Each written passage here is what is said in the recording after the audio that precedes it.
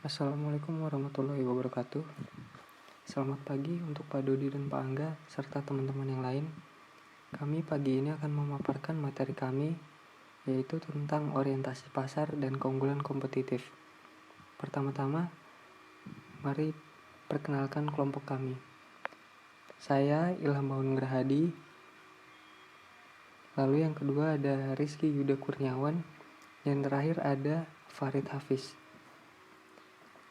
Oke, langsung kita masuk ke materi yang pertama, yaitu orientasi pasar. Orientasi pasar merupakan ukuran perilaku dan aktivitas yang mencerminkan implementasi konsep pemasaran. Orientasi pasar sebagai suatu proses dan aktivitas yang berhubungan dengan penciptaan dan pemuasan pelanggan dengan cara terus menilai kebutuhan dan keinginan pelanggan. Menurut para ahli, orientasi pasar merupakan fokus perusahaan yang memperlakukan pemasaran sebagai tanggung jawab lintas fungsional, di mana perusahaan berusaha memenuhi kebutuhan pelanggan yang merupakan prioritas utama bagi seluruh organisasi. Menurut Nerver dan Slater tahun 1990. Lalu ada juga menurut Coley dan Jaworski pada tahun 1990. Para peneliti dalam pemasaran menunjukkan bahwa orientasi pasar adalah seperangkat perilaku dan aktivitas khusus, sumber daya, dasar untuk pengambilan keputusan. Selanjutnya, ada keunggulan kompetitif. Keunggulan kompetitif adalah kemampuan yang diperoleh melalui karakteristik dan sumber daya suatu perusahaan untuk memiliki kinerja yang lebih tinggi dibandingkan perusahaan lain. Menurut Kotler dan Gary Armstrong pada tahun 2012, keunggulan kompetitif adalah keunggulan terhadap pesaing yang diperoleh dengan menawarkan nilai lebih rendah maupun dengan memberikan manfaat lebih besar karena harganya lebih tinggi. Penggunaan teori ini harus bisa mempertimbangkan aspek-aspek apa saja yang akan ditawarkan dengan nilai rendah namun dapat mendapatkan manfaat yang lebih besar.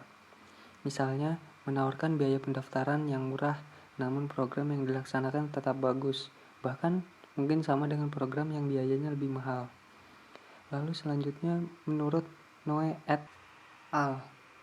Pada tahun 2003, keunggulan kompetitif adalah kemampuan perusahaan untuk membuat produk atau penawaran layanan yang lebih dihargai oleh pelanggan dibandingkan dengan perusahaan yang bersaing. Selanjutnya akan dijelaskan oleh teman saya, Rizky Yuda Kurniawan. Di sini saya akan menjelaskan tentang ciri-ciri orientasi pasar dan keunggulan kompetitif. Untuk orientasi pasar sendiri itu ada dua, yaitu orientasi pelanggan dan orientasi pesaing. Untuk yang orientasi pelanggan, pada dasarnya pelanggan adalah kunci keberhasilan bisnis dan perusahaan yang merupakan tumpuan dari kinerja hasil penjualan, tingkat profitabilitas, dan pangsa pasar. Keberhasilan kinerja sangat tergantung pada pelanggan yang datang atau membeli kembali. Hal ini dimungkinkan bila terdapat kepuasan pelanggan terhadap produk yang dibelinya. Kepuasan pelanggan merupakan pendorong utama bagi retensi dan loyalitas pelanggan. Sebagian pelanggan mendasarkan kepuasannya semata-mata hanya pada dorongan harga, sedangkan pelanggan lainnya mendasarkan kepuasannya pada keputusan pembelian atas dasar tingkat kepuasan produk yang mereka butuhkan. Yang kedua itu adalah orientasi pesaing. Orientasi pesaing sendiri mencakup bahwa perusahaan harus memahami keunggulan dan kelemahan jangka pendek serta kapabilitas dan strategi jangka panjang para pesaing utama saat ini dan pesaing potensial. Orientasi pesaing sendiri diartikan sebagai pemahaman akan kekuatan dan kelemahan jangka pendek serta kapabilitas dan strategi jangka panjang dari para pesaing yang ada saat ini. Untuk keunggulan kompetitif tersendiri itu ada 4, yaitu kemampuan finansial dan ekonomis, kemampuan menciptakan produk strategik, kemampuan teknologi dan proses, dan kemampuan keorganisasian. Yang pertama adalah kemampuan finansial dan ekonomis. Ciri ini ditunjukkan oleh adanya kemudahan perusahaan untuk memperoleh sumber finansial dengan relatif cepat dengan bunga yang relatif lebih rendah daripada bunga pasar. Selain itu dapat berupa kemampuan perusahaan menekan harga produk yang lebih murah ketimbang harga produk yang sama dari perusahaan lain. Yang kedua adalah kemampuan menciptakan produk strategik. Bentuk ciri ini berupa kelebihan ciri-ciri produk kita dibanding produk yang sama dari perusahaan lain. Antara lain dapat dilihat dari aspek rasa, ukuran, penampilan, dan keamanan produk serta suasana lingkungan bisnis kita. Yang ketiga adalah kemampuan teknologi dan proses. Perusahaan harus memiliki ciri berbeda dalam membuat dan menyajikan produk ke para pelanggan dibanding perusahaan lain. Hal ini dicirikan oleh alat yang digunakan, apakah alat tua ataukah yang modern dan sudah sangat dikenal keandalannya di kalangan luas pelanggan. Biasanya pelanggan sudah mempunyai pilihan favorit tentang alat-alat dan proses tertentu yang digemarinya. Dan yang terakhir adalah kemampuan keorganisasian. Ciri ini dicirikan oleh kelebihan perusahaan dalam pengelolaan sistem keorganisasian yang sepadan dengan kebutuhan pelanggan.